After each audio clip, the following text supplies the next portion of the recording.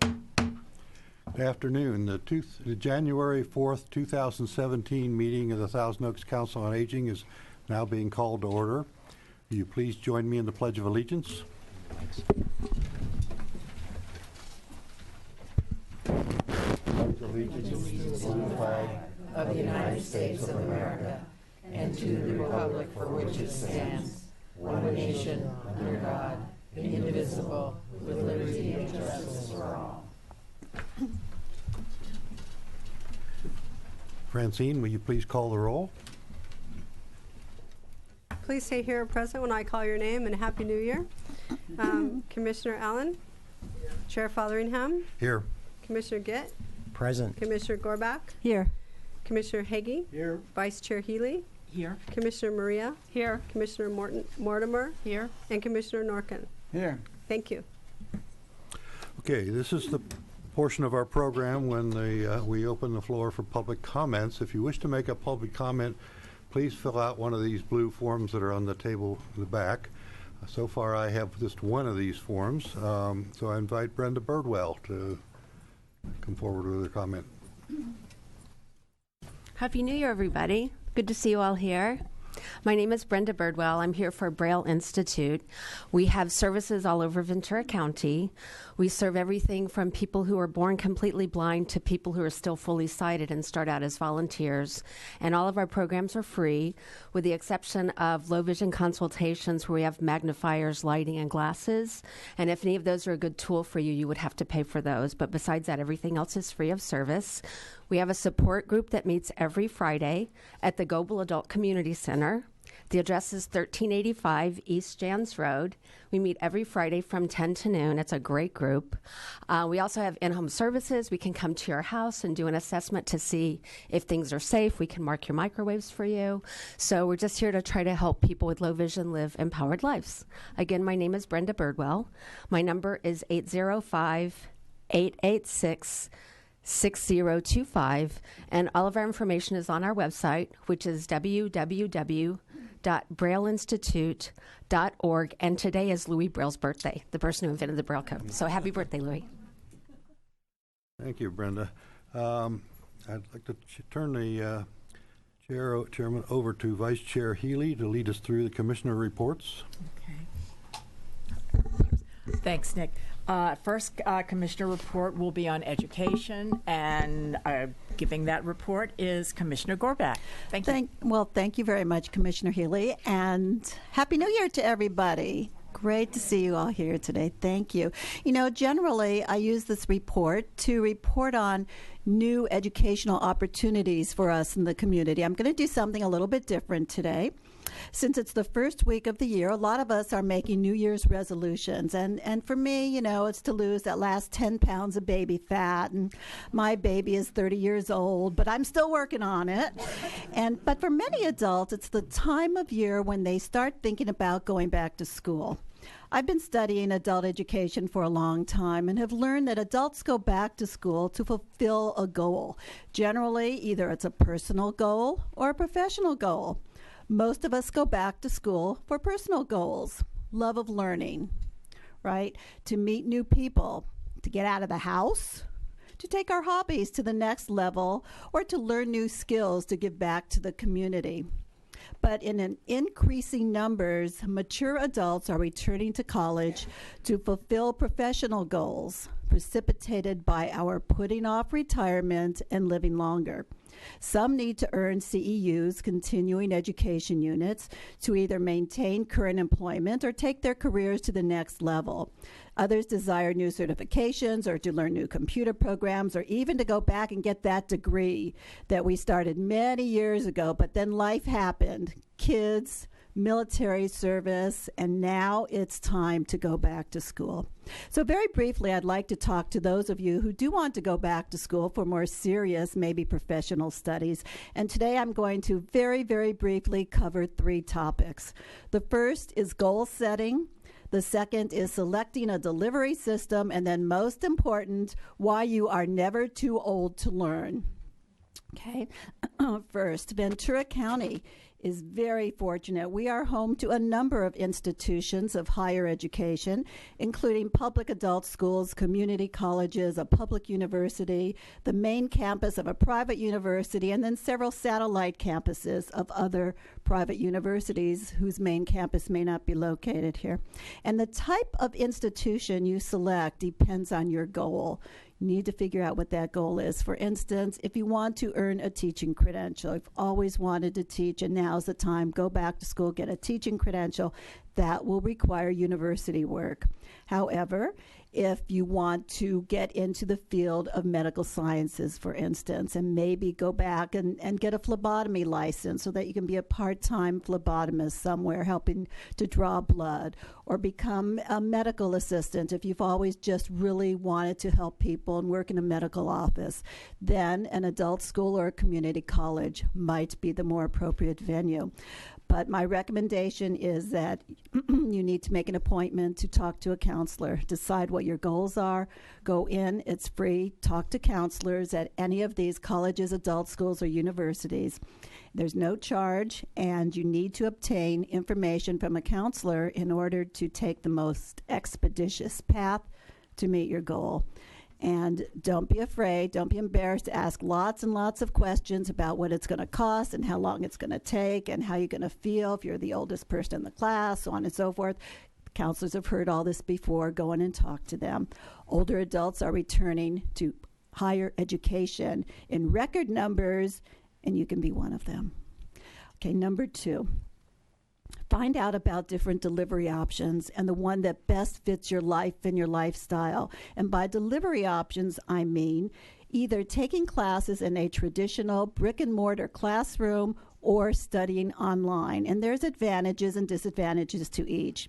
The advantage of a physical classroom model are several, including having immediate access to an instructor in front of the room and the opportunity for camaraderie among other students. Also, it's great fun to be on a college campus. Come on now, you know that.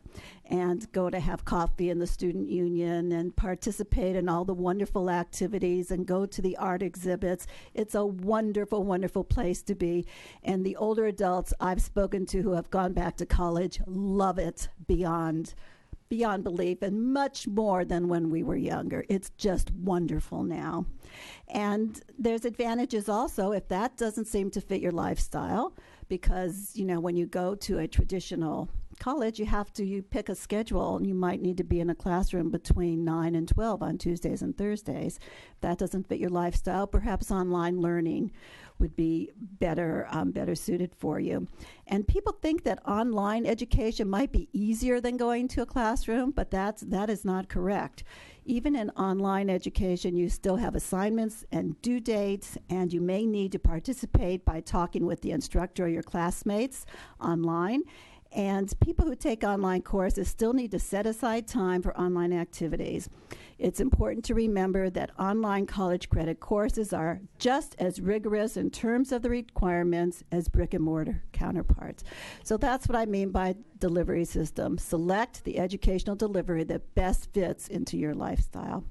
And then third, it's a complete myth that older adults cannot learn new skills. Healthy adult brains can continue to learn throughout a lifetime. I've been reading about the topic of brain science and learning for many years, and the research clearly points to lifelong learning as not only doable, but an excellent strategy to keep our brains sharper longer. Further, it appears that we reap the greatest benefit by studying subjects that are difficult and outside of our comfort zones. Now, I recently signed up for a day-long and 8-hour intensive seminar in writing at it's being offered through a club I belong to, a writers club at CLU.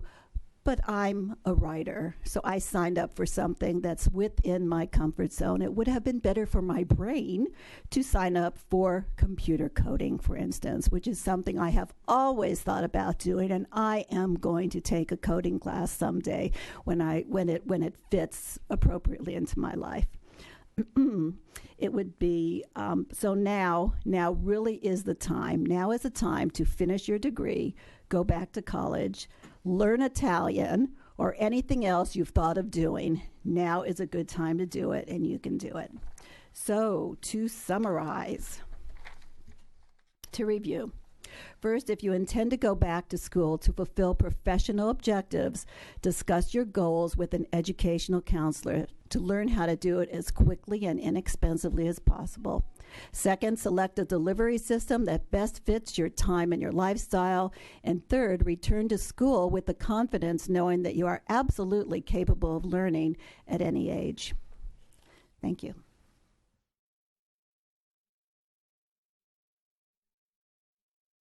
Our next commissioner report is going to be on fraud, and that is going to be given by Commissioner Hagee, who is sitting right beside me. Thank you, Commissioner Healy.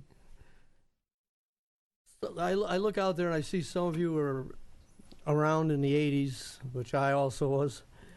And in the 80s, and I say 80s, it doesn't sound that far back, but, you know, my grandkids go, oh, what was it like in the 80s, you know? Man, I feel really bad. But in the 80s, games became very popular. Computer games were very popular. Cost about $40. I've found that out in this newest, well, not the newest, this is the November issue of Consumer Reports, which if you get Consumer Reports, I suggest that you read that article. And if you don't get Consumer Report, I think the library has copies that, but it's very, very informative. If not, I'll share a few of these things over the next year with you. Most games now are free. Or are they? According to Consumer Report, there's a catch. Ready? We have a new currency now. It's called personal data. So when you sign up for that free game or that free app, you're paying in your personal data. These are things that we agree to when we agree to a free game or free app. Read the fine print. Our phones transmit our locations, and we are followed. Followed as we browse the web, followed as we drive to the mall. We agree to have the contents of our email scanned. We agree to have our images stored, shared, and tagged and used. We agree to have our faces analyzed. If some of you have a camera on your TV, on your computer, you don't even know it's there, or they have a camera there. You might want to put a piece of tape over that camera. We agree to have our voices analyzed. We agree to have our fingerprints scanned. I don't mean to frighten you, but you know, these computers now, free is a word that if you ever started reading what you're agreeing to, and it's page after page, you say, "Oh, forget it. I'll check the box. I agree. How bad can it be?" You can check whether your data has been breached by going to this website.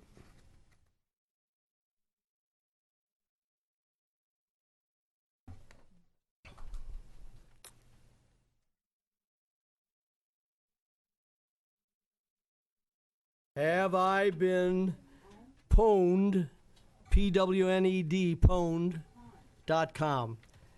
Have I been pwned? There's no O in there, it's pronounced pwned. Have I been pwned.com. So that's have I been P-W-N-E-D.com. I went to that website today and I have not been pwned because I don't have any of these social websites or any of that stuff that supposedly is private. Once you type into the computer, well, you heard the deputy last program that we had. We had deputy here on that, and he said he could change any of those privacy settings he wants, and it can read your supposedly private mail, your supposedly private tweets, and all those other So if you want to get a copy of that consumer, it's a November consumer report. And next month, I'll have one or two of those frauds for you. Thank you. Thank you, Commissioner Hagee. Our next report, Commissioner report, is going to be given by Commissioner Allen, who is way down at the end of the line, and it's on health issues. Oh, thanks, Commissioner Healy. I have a PowerPoint, and I'm going to move through it really fast, but I did the PowerPoint so that it'll be available on the website, and you can go and look at it at your will. Can you go to the next slide? Opioid addiction in the senior population has been growing tremendously, and it's often ignored because we get discounted as, oh, they're a little forgetful now, or they're just getting a little disoriented or something. But it is while they're in a very effective way of relieving pain, and especially chronic pain that many of us have to deal with, there just has been a high increase in the number of visits between 2006 and 2012, 78% increase in visits for the senior population. And that doesn't get reported in the paper. And so I just wanted to bring this to your attention. So next slide, please. And most of these that I just went over. The main thing that you want to make sure, in the interest of time, is that you know all of the meds you're taking and all of the over-the-counter supplements that interact, whether you know it or not, with maybe some short-term pain medicines you're taking or long-term pain medicine you're taking. And the next slide, please.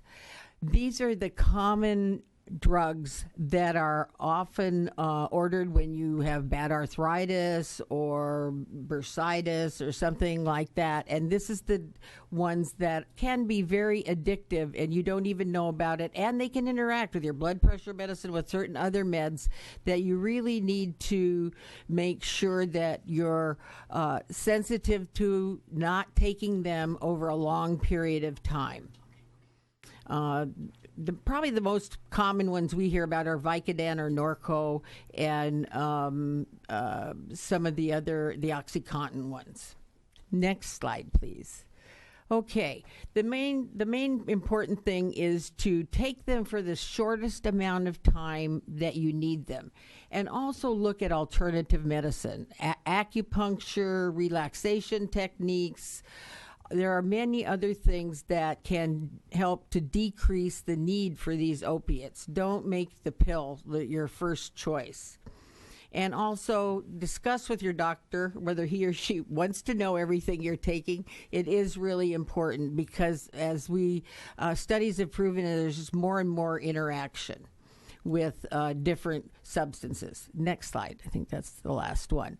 If you want to see, take care of your body, take responsibility for your health, and if you can say no and try other things first, do try other things first.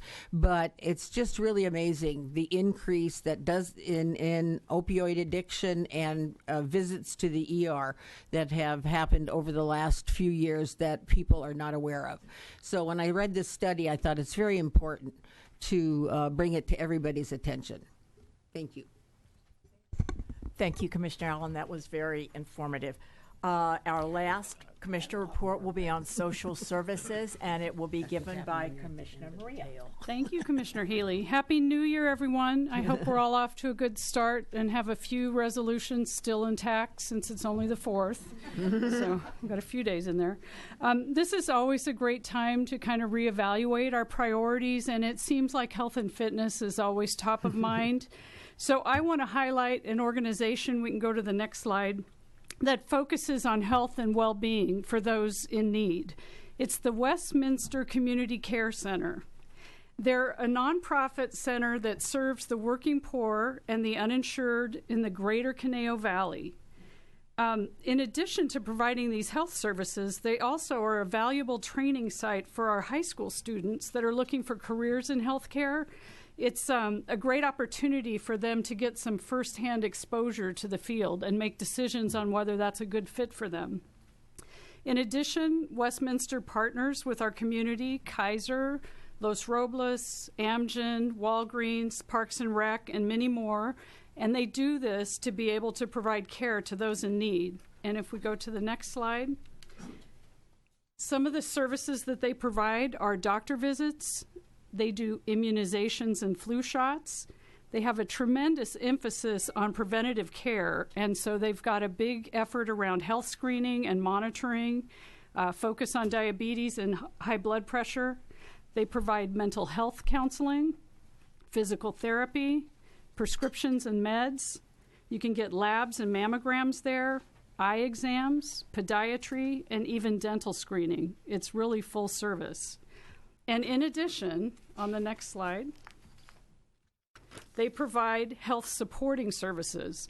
Their real focus is on patients' total well-being, and they do this through providing health education, health advocacy. They have exercise classes, dietitians, weight loss programs. They distribute clothing. So their overall goal is really to train and guide their patients so that they can help themselves where possible. And they do this by, we go to the next slide, creating pathways to self-reliance. They want to ensure that they start this effort as early as possible, and so you can see they focus on teens. There's a 2-year healthcare internship program. They have college and career counseling, SAT and ACT prep classes, and then also health literacy and legal services. And if you're interested in checking out the Westminster Community Care Center, they're a first-come, first-serve organization. Wednesday nights from 4 to 10:30 p.m. They serve over 100 patients each week.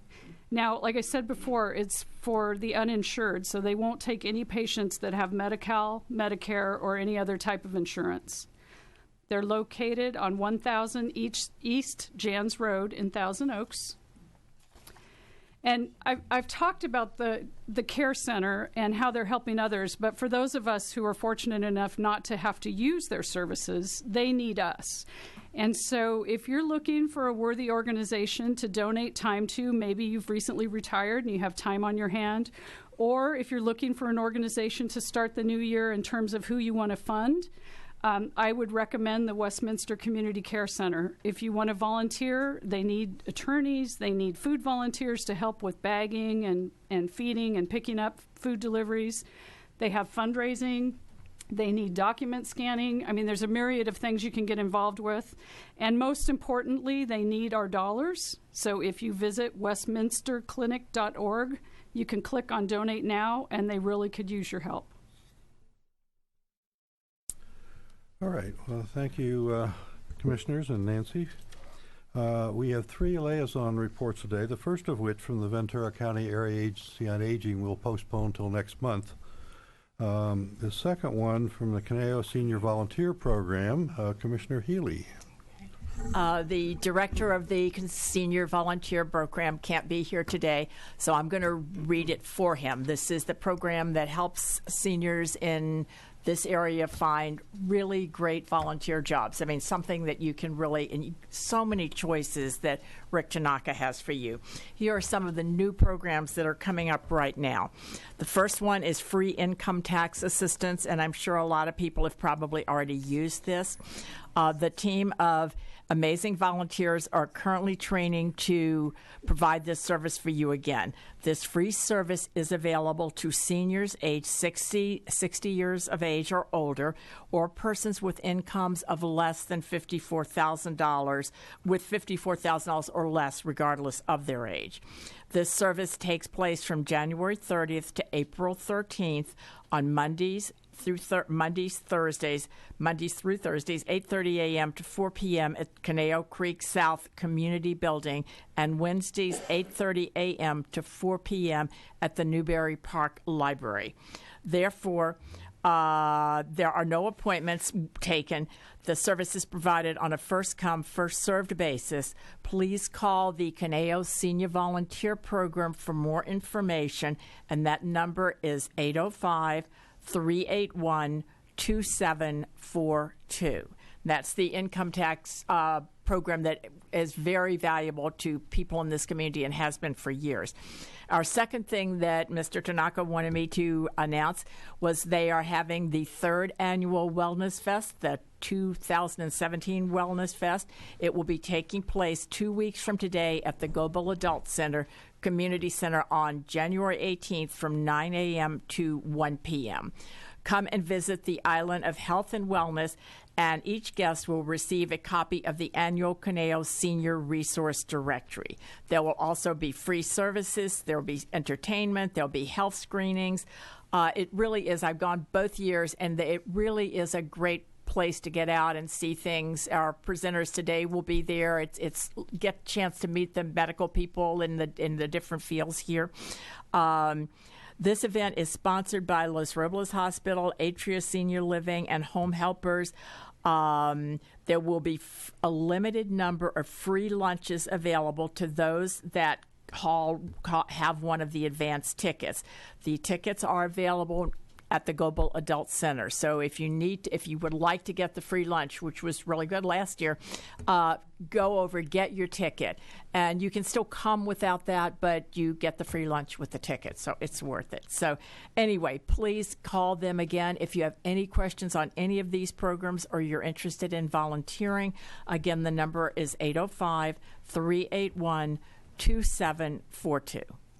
Thank you. Okay, thank you again, Nancy. And also, the talented and popular Patty Ham can't be with us today, so Commissioner Norkin will provide a report on the Global Adult Community Center. Make a little correction there. I'm going to report on the Global Senior Center Commission. Patty reports on the Global Center, and I was unaware that Patty hadn't submitted a report. I wasn't going to be here, so I didn't prepare a report on that, but I'll continue with the Senior Center Commission. They are having a recruitment, currently seeking individuals age 50 or older residing within the boundaries of the Caneo Recreation and Park District. Commissioners volunteer their time and special skills serving on commission committees and assist in planning, organizing, marketing, and conducting programs that benefit seniors.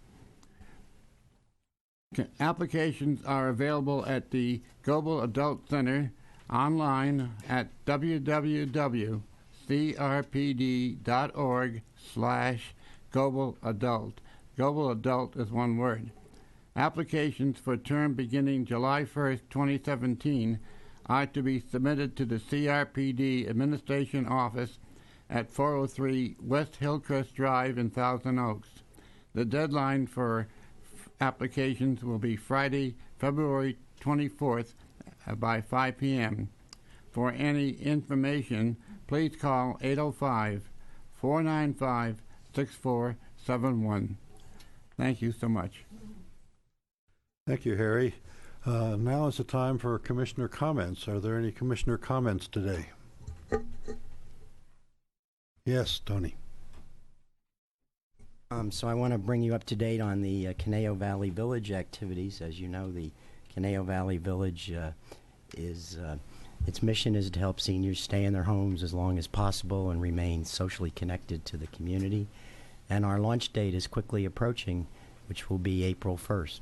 We are currently accepting memberships and for both members and volunteers. You can apply online, or you can see me after this meeting if you need any literature. Our website address is caneovalleyvillage.com. All one word, no spaces. We're especially looking for volunteers to man our virtual call center. This is for people who have some computer skills and will require approximately 4 hours per week at home to help us man the call center.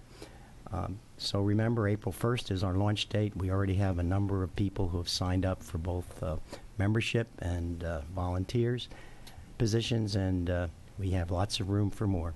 Thank you. All right, thank you. Any other commissioner comments? Well, I have one. I've made an observation today that nearly all of the empty seats in the audience are in the front row.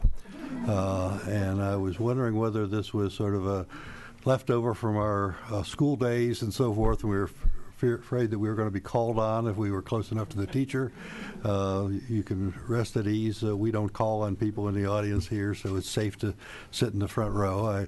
It also occurred to me that maybe you're suffering from a vision problem and you can't focus if you're that close to us. Or it may be good news that maybe you all have great hearing and you can hear well from the back row. So, but if you look around the room, you'll notice that the one camera facing towards you is in the back of the room. So if you're trying to avoid the camera, the front row is probably the best place to be, although none of them really focus on the audience. So want you to feel safe and so forth to sit up closer if you want to. And so, all right, if there are no other commissioner comments, we'll move on, and I'll turn the floor over to Commissioner Mortimer to introduce our guest speaker. Thank you, Nick. I'd like to introduce Dr. Diana Sarkissian from the UCLA Health System. She received her medical degree from Michigan State University College of Human Medicine and further trained in internal medicine at the UCLA Olive View Residency Program, where she developed an interest in managing chronic conditions such as diabetes and heart disease. She is passionate about effectively communicating with patients and empowering them with knowledge, customized treatment plans, and an integrated approach to complex health issues. Please welcome Dr. Sarkissian. All right. Hello, everyone. I am thrilled to be here today with all of you. Happy New Year to you all. Is the microphone okay? Maybe closer. Okay. There we go. So, as the wonderful introduction, I am an internist, which means on a daily basis I am working with adults, helping prevent and treat adult diseases. And on a daily basis, bone health is something that I love to discuss, and I think is incredibly important to discuss. So today I'd like to take you through my presentation where I will focus on a lot of the questions that do come up in my practice and a lot of the questions that my patients come to me with. One is, what happens to bone as we age? And we'll kind of go through the natural process as well as the pathology, the unnatural process where we develop unhealthy bones. People ask about the definition of osteoporosis and this question of osteopenia. What does that mean? This term that's thrown around by clinicians. And then we'll talk about the diagnosis of these two different conditions. We'll also talk about the risk factors for bone health, which I know you're all interested in. And then kind of the crux of the presentation, we'll discuss how to improve your overall bone health. We'll focus on the diet, the nutrition aspect, including calcium, vitamin D, other supplements, and we'll end with the role of exercise in improving our bone health. And since it's the new year, yet another incentive to go out there and exercise. So let's start with a nice picture, an electron micrograph of healthy bone as well as unhealthy bone. So the one that's labeled normal, I can point as well. The one that's labeled normal, it shows you a great picture of what normal 30-year-old healthy bone looks like under the electron micrograph. You'll see that there are a few pores, a healthy amount, and I hope that you'll appreciate the complex structure of the bone, the rods and the plates, the architecture of the bone that really gives it its structural integrity. And on the other side is osteoporotic bone or unhealthy bone, and here you can appreciate the larger pores, the greater number of pores, and the lack of that structural stability that's present on the other side. Now, bone is about 40% composed of calcium.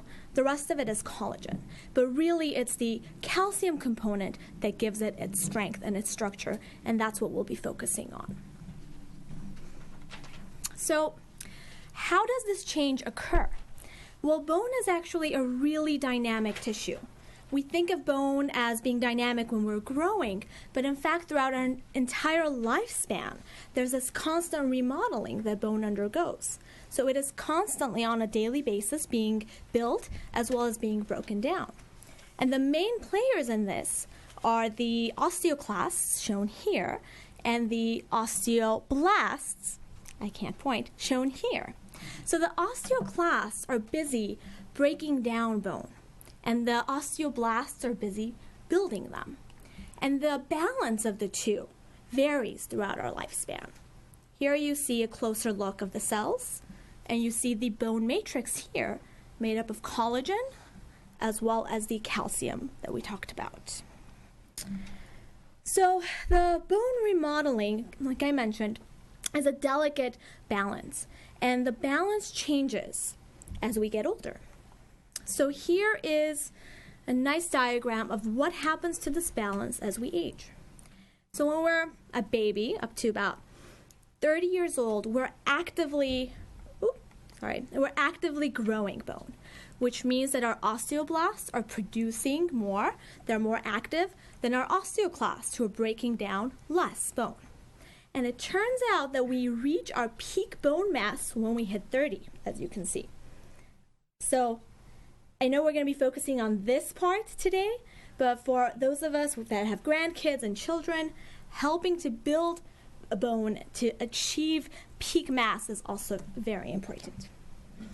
So now this diagram shows females. And in females, when we hit the age of 50, and that's when most of us hit menopause and lose estrogen, we see rapid loss of bone. So now the osteoclasts are working overtime, and the osteoblasts just are not catching up.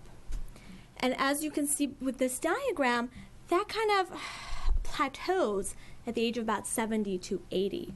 So it's really this period from about 50 to 60 that we need to focus on, in my opinion, in order to stop this rapid bone loss. In males, this occurs in males too. I know bone health and osteoporosis, we primarily focus on females, but the same thing can occur in males. And we see that it occurs in males about a decade later than in females. So in the male, you'll see that rapid loss at the age of 60 to 65. So healthy bone and unhealthy bone is actually on a spectrum. And this is where that term osteopenia comes in. So we have two different types of bone, the trabecular, which is the spongy bone at the tips of our bones, and we have cortical bone that gives it the strength. And both of these types of bones can be affected by osteoporosis and poor bone health in general. So we see on one side normal bone, dense, less pores, osteopenia, where it's a spectrum of more pores, less density, less calcium, more fragility. And then as we go along here, we see osteoporosis and severe osteoporosis. And I'd like to kind of emphasize and let you take home with you that at any stage here, osteopenia, osteoporosis, or severe osteoporosis, you can be at risk for fractures. And we'll discuss the different risk factors that put you more at risk. So even with osteopenia, you could have more risk of a fracture than with someone who has severe osteoporosis, for instance. And this is all based on different risk factors. And why do we care about bone health? Why do we care about osteoporosis? How many pores you have in your bones? How much calcium deposits there are? Well, it's because unhealthy bones and pores lead to fractures. And this is what causes problems. Clinically, this is what is relevant. And it turns out that the most common area where we fracture is the spine. 50% of these fractures in the spine are what we call silent. Clinically silent, meaning we don't even know we have them. They can occur as we bend spontaneously without much trauma. And when they're silent, they're not painful. But what ends up happening is we slowly develop a little bit of kyphosis, a little bit of bending in our spine, or we'll get shorter. We'll lose about an inch of height as we get older. And that's because our vertebra has compressed and gotten shorter. Next common location for a fracture is actually the wrist. And this happens as we're balancing ourselves, breaking our fall. We hold out our hand and we fracture our wrist. These usually don't lead to a lot of morbidity, a lot of clinical problems, but certainly not fun to have and very painful. And then lastly, about 14% are the hip fractures. And these are the big ones. These are the ones that lead to mortality that can kill us. So although they're only 14% of the time, they lead to most of the problems. And here is the 2012 Surgeon General's report on osteoporosis, which kind of emphasizes the clinical impact, the significance of these fractures. So 1.5 million individuals here were affected by fractures from osteoporosis. And this is back from 2012. 500 hospitalizations were a result. 800,000 trips to the emergency room, 2.6 million doctor's visits, and 180,000 people placed in nursing homes as a result of a fracture. So huge, staggering numbers. And what else I want you to take home today is that osteoporosis has the same burden of disability that cancer does, for instance. And not all of us appreciate that.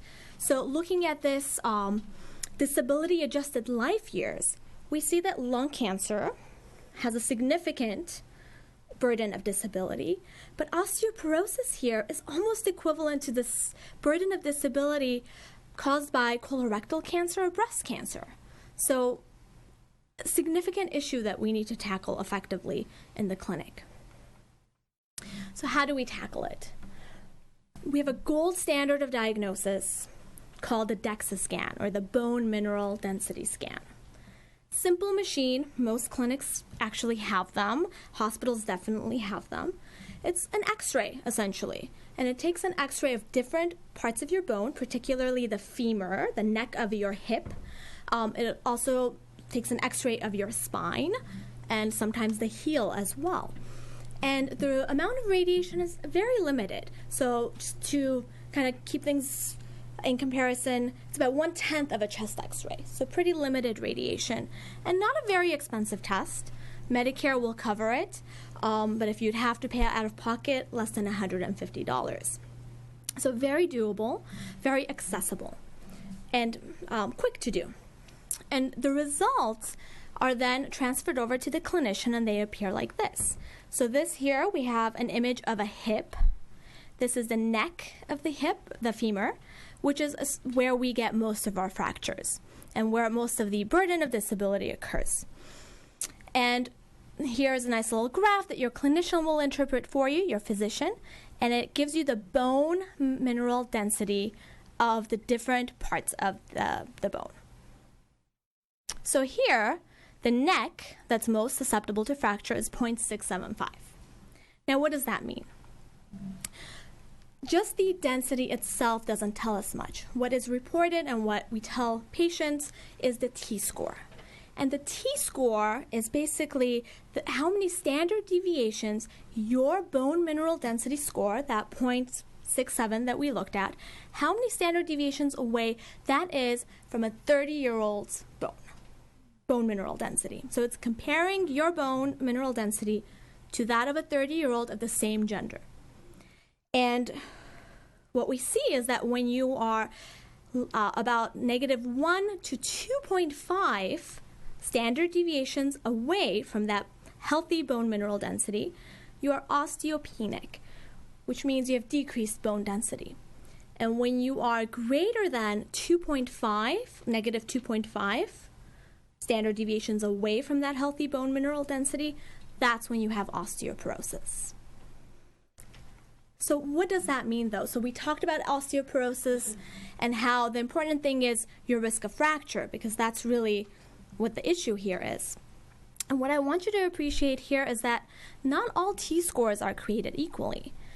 Someone's T-score here, 50-year-old, for instance, could be in the osteoporotic range of -2.5, but given their age and other risk factors, their risk of having a fracture is 11.3%. Someone older, 65 years of age, for instance, who has a T-score in the osteopenic range, not quite osteoporosis yet, so it doesn't seem as scary, but their risk is 12.6%, just based on their age. So here we have someone osteopenic, here we have someone osteoporotic, there's an age difference, and they have almost the same, this one a little bit greater, of a risk of fracture. So that's really important to appreciate. It's not just your T-score that's important. And what are the other factors that increase your risk? One is your age. We just saw 10, 15 years difference made a huge impact in terms of the risk of fracture.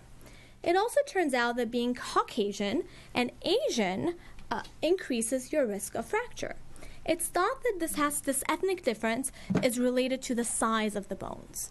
Caucasian and Asians tend to have smaller bones, and smaller bones are more fragile. Being postmenopausal, of course, increases your risk, and this is the lack of estrogen.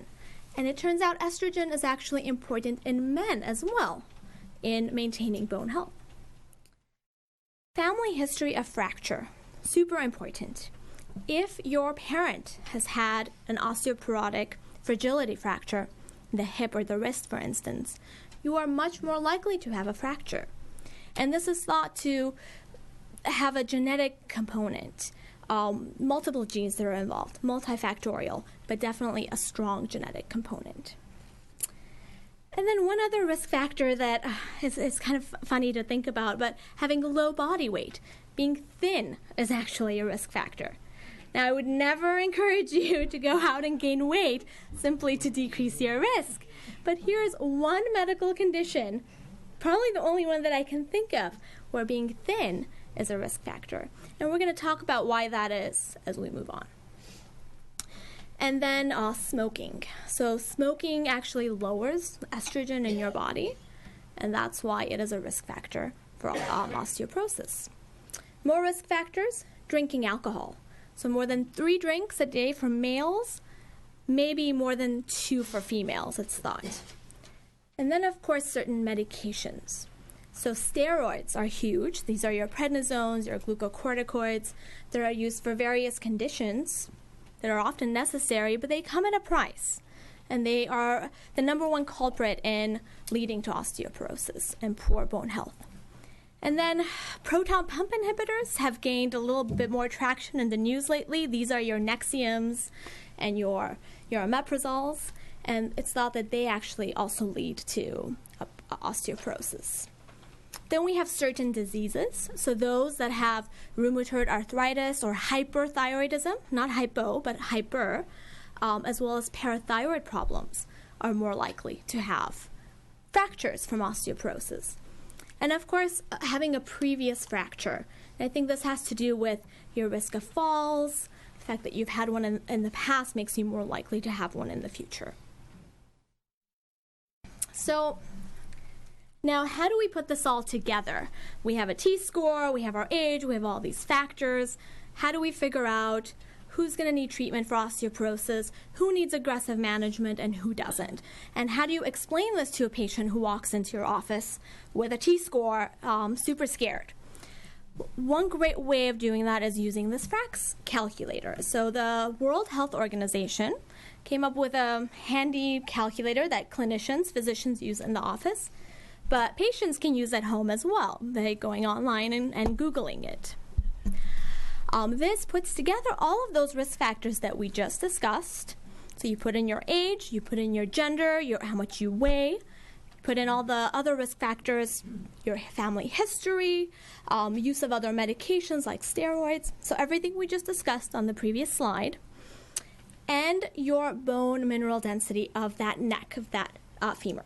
You put all of that in, and it gives you a score. I won't go into kind of the significance of the score. What it will tell you is your 10-year risk of having a fracture in the hip as well as throughout the entire body. And based on how high that risk is, if it's, let's say, greater than 3% of having a hip fracture in the next 10 years, that's a pretty significant risk. Although it seems like it isn't, it's only 3%, that is a significant risk. And that's something that your physician will have to work with you.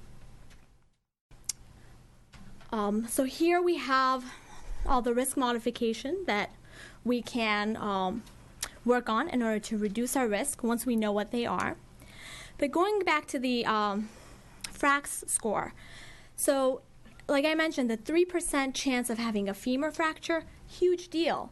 And the reason it's a huge deal is because having a hip fracture has about a 20 to 25% mortality, 1-year mortality. So that's why it's such a huge deal. So 3%, again, not a huge deal, but you don't want to deal with that 20 to 25% 1-year mortality of having that fracture. So then it becomes really important to modify your risks. So if you smoke, stop smoking.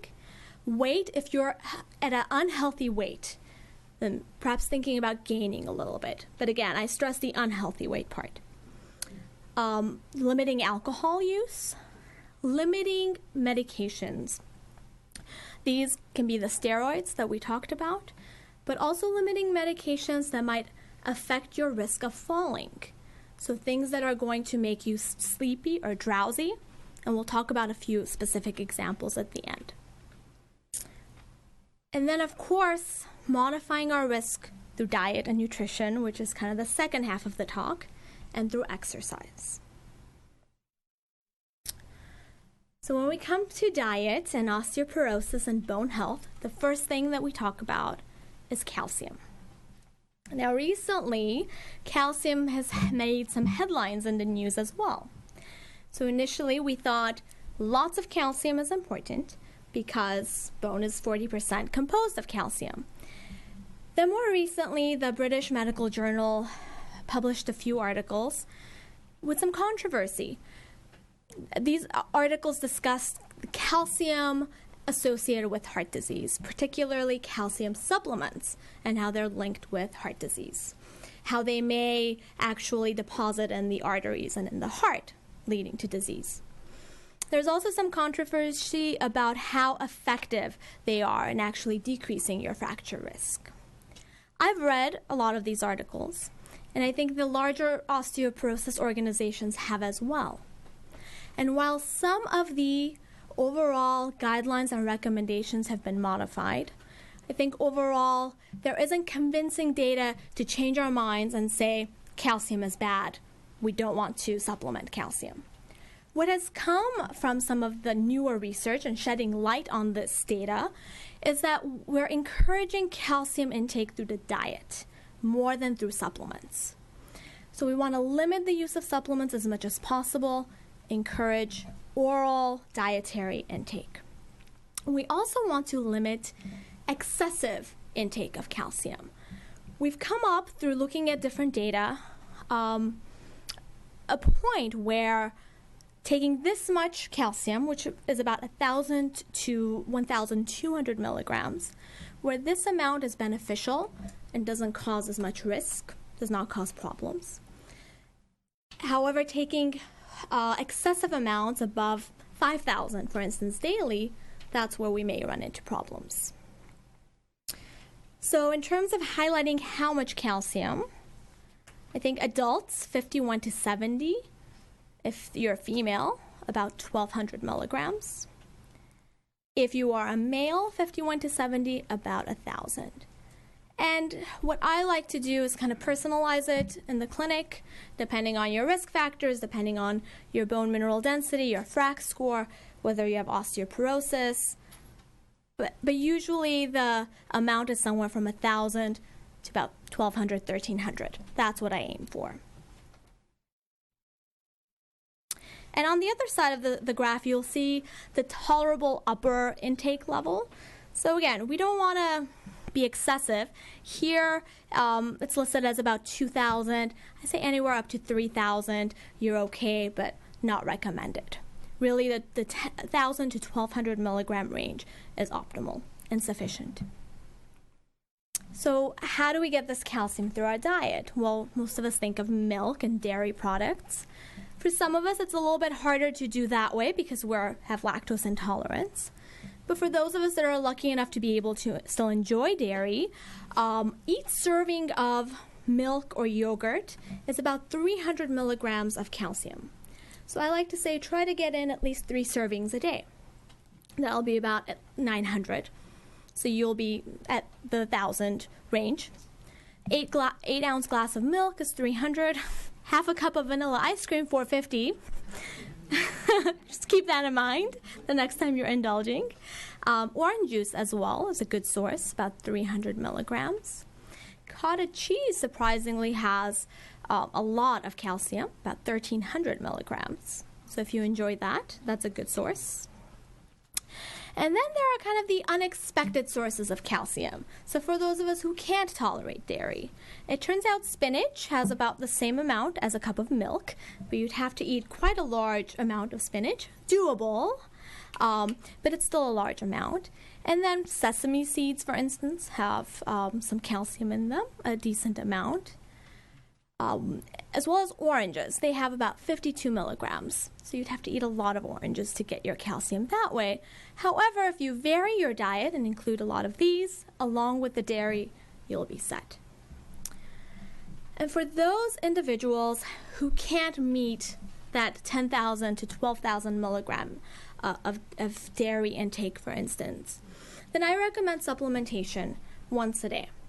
Before, we were in favor of supplementing 3 times a day, twice a day. We were very aggressive in our supplementation guidelines. Now we've backed down a little bit, and I like to do 1 tablet a day, usually about 500 milligrams of calcium in terms of supplementation. And the rest, I say, really focus on getting that through your diet. The reason I say 500 is because it's been shown that our body actually can't absorb more than 500 at a time. So you can't just, get all your calcium by taking 3 pills in the morning and then calling it a day. And what type of calcium supplement do I recommend? Well, a lot of patients ask, there's calcium citrate, there's calcium carbonate. Which one do I take? The calcium carbonate is the Oscal and the Tums that we see in the stores. And it turns out that the calcium carbonate, absorbing that calcium, depends on the acid in your stomach. So if you're taking a medication to block acid because you have acid reflux, then taking this type of calcium really is not going to be absorbed effectively. So for those of us that are on the Protonix and the Nexium, we may want to avoid the calcium carbonate and instead take the calcium citrate that does not depend on the acid for absorption. So really, that's the only difference between these 2 types of calcium supplements. Otherwise, they're both effective. And they both come in different forms. You have chews, you have chalky tablets, a wide variety that you can choose from. Next is vitamin D. It's actually been shown that just calcium supplementation itself is not effective. You really need that vitamin D to go along with it. And the reason that is vitamin D is what allows us to absorb the calcium in our intestines. So you can take in all the calcium you want. If you don't have enough vitamin D, your bones are not going to see that calcium. And that is this diagram right here where you have your dietary vitamin D3 allowing your intestines to absorb that calcium, which can then be mineralized into your bone. So same question with vitamin D. How much vitamin D is enough and how much is excessive? So a few years ago, maybe 10 years ago, we got really excited about vitamin D. We thought vitamin D was going to be the next kind of cure-all that was going to help us cure cancer and prevent different types of cancers. I think recently we've scaled back our expectations quite considerably, but we still know that vitamin D is really important in bone health. So when I talk to patients from the age of 51 to 70 and older, I usually recommend at least 400 to 600 international units daily.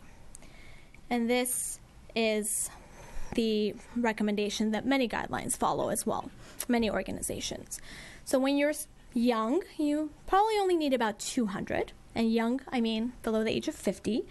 So limited amount, about 200. But as we get older, above 50, we start requiring more.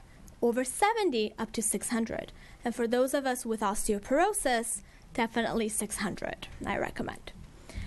We have a very easy way of measuring the total body vitamin D, which unfortunately we can't do with calcium, but we can measure our vitamin D in our body.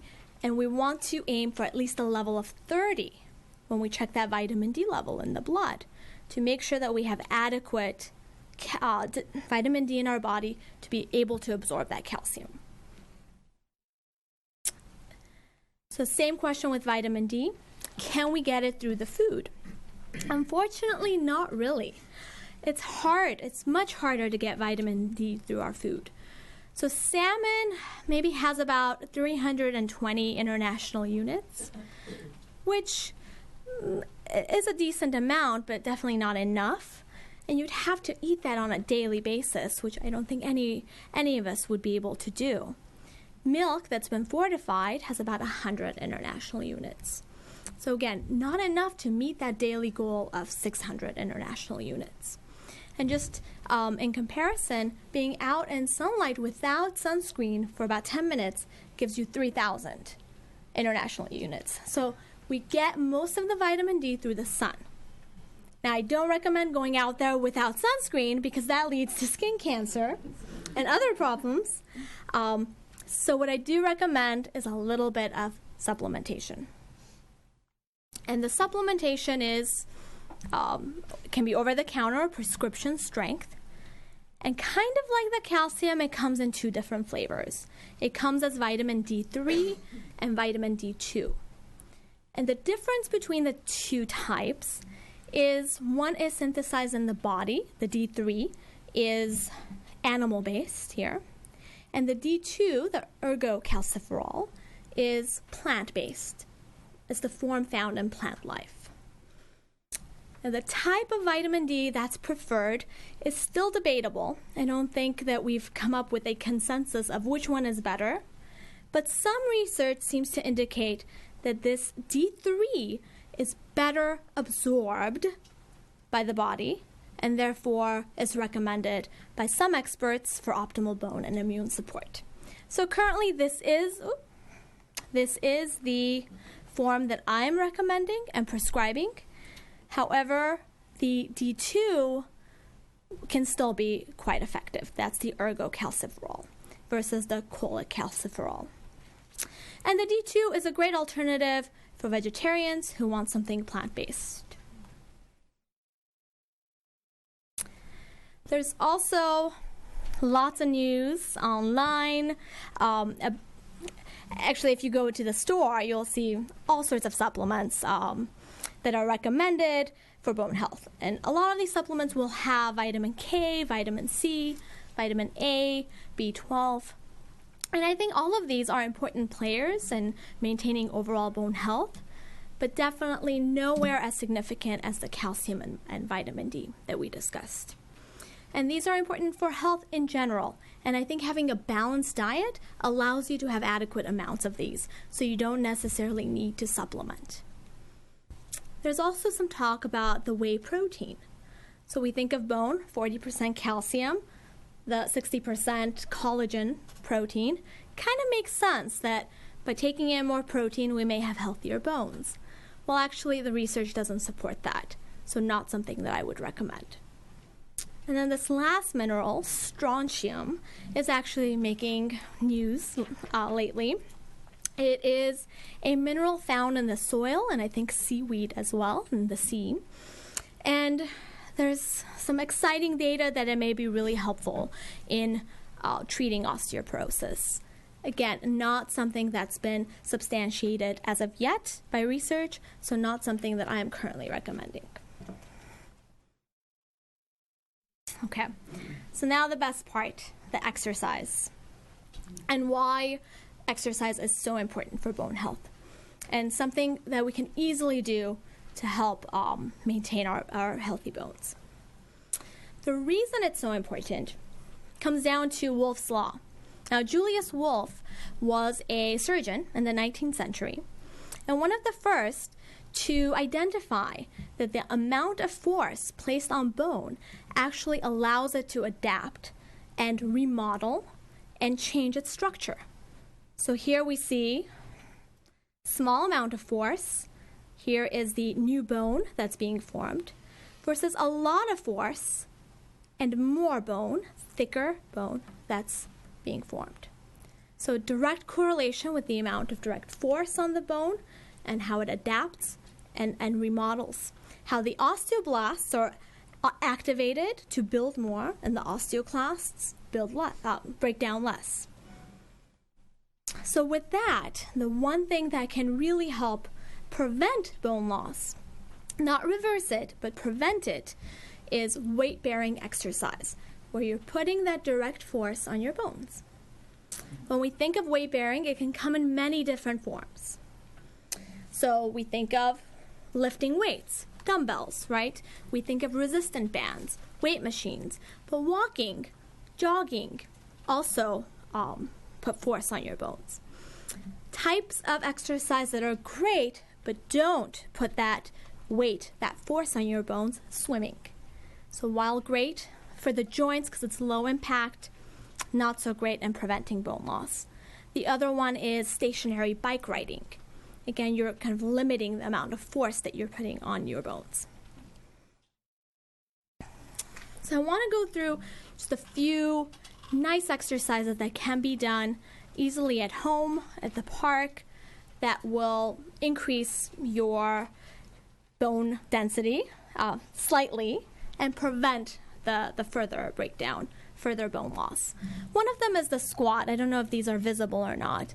Pretty easy to do, not too terrible on your joints in terms of causing pain, and really puts force on your bones, particularly the lower extremities, to help increase density and prevent loss. Another one is the sit to stand. I'm looking at number 3 right now, the sit to stand exercise. Lunges are great as well. I'm looking at number 5. Steps are great if you can do them, so going up steps. And then for those of us that maybe aren't super mobile and aren't able to do the jogging, the walking, the exercises that require standing, you can do things from a chair. So this one is a nice example of a shoulder blade squeeze done from a seated position. And there are many more. These are just a few examples. I love yoga. I actually recommend yoga to anyone that has osteoporosis because it will improve balance.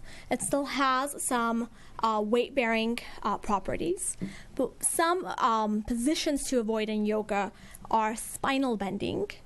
So things that require a lot of spinal bending, because if you have severe osteoporosis and your vertebrae are affected, this can lead in a fracture. So you want to avoid the positions that really require a lot of spinal bending or torso twisting. So just some things to keep in mind. But otherwise, yoga can be very helpful, increasing your balance, decreasing your risk of falls. Which brings us to one of the last points. How do we prevent these falls? Because ultimately, it's going to be the fall that's going to lead to the fracture.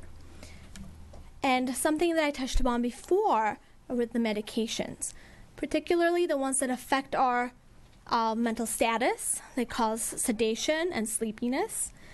Opioids, I'm glad you brought that up today, a huge one, as well as benzodiazepines. So I just want to bring to your attention the Valiums, the Xanaxes, the Ativans, that a lot of people are dependent on to relieve anxiety. These can definitely, as we age, affect our balance, leading to more falls. Ambien, also a sleeping pill, can do the same. We talked about alcohol use, which can do the same, increase our risk of falls. And then to make sure that we do everything we can in terms of modifying our environment, keeping our rooms well lit to minimize falls. Rugs, I've seen, are a huge culprit, so making sure the ends are not rolled up, that they're flat, as well as storing things at height level to make sure that we're not using step ladders, trying to climb on things to get them. Further things we can do to prevent the falls, making sure our vision's okay, so if we need glasses, we get those.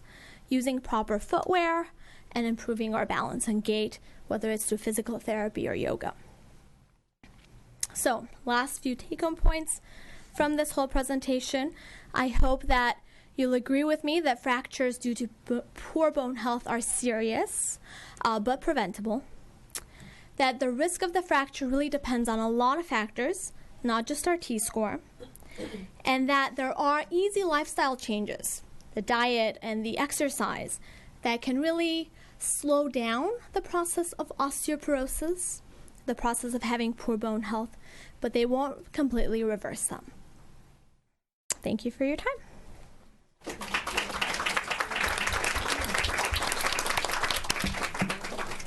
Thank you so much, Dr. Sarkissian. Thank you. And thank you all for being here today.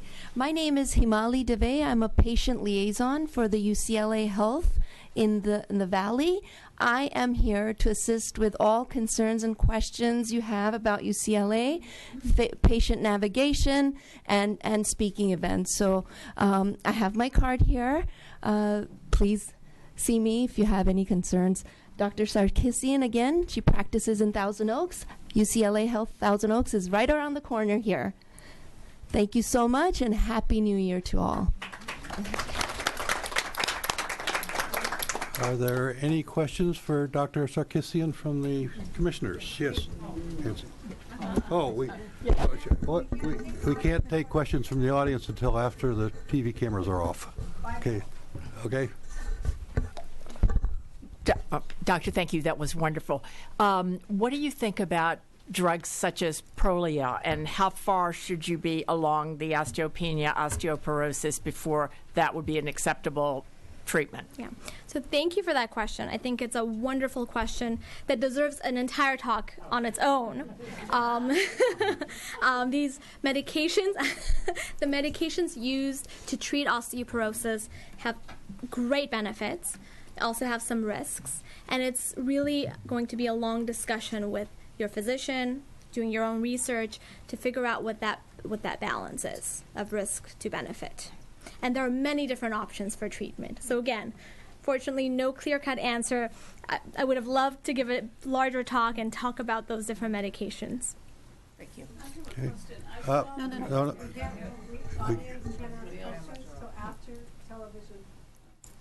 Any other commissioner questions? I have a question. Yes. Thank you for your presentation, Doctor.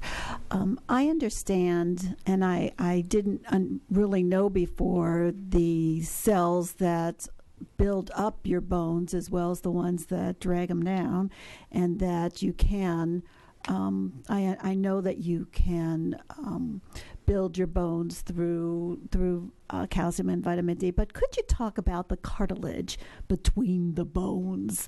Because I, as well as people I know, have diagnoses of cartilage wearing down, and I don't know, my kids say to me, "Oh, what'd you do to wear down your cartilage? You don't kickbox, you don't run marathons, and how'll that happen?" Is there any way to build up your bad cartilage? So not that I know of to build up bad cartilage. Was that the question? So I think cartilage and joint problems is separate from bone health and osteoporosis, because osteoporosis is really dealing with the density of your bones, leading to fragility, and the cartilage that you speak of and the joint pain that we often experience is different, and that, which you are referring to, really does occur through wear and tear. Kind of the arthritis that we refer to occurs through regular wear and tear. Some people are more prone to it than others, and it can just occur with years of walking. So you don't have to kickbox or be in martial arts to develop it. And that, I think, is also a separate talk. We have the glucosamine and all these other supplements dealing with cartilage health, and kind of a different and separate entity. Okay. Any other questions from the commissioners? All right. If not, we'll adjourn the meeting. And please wait till the television leaves us.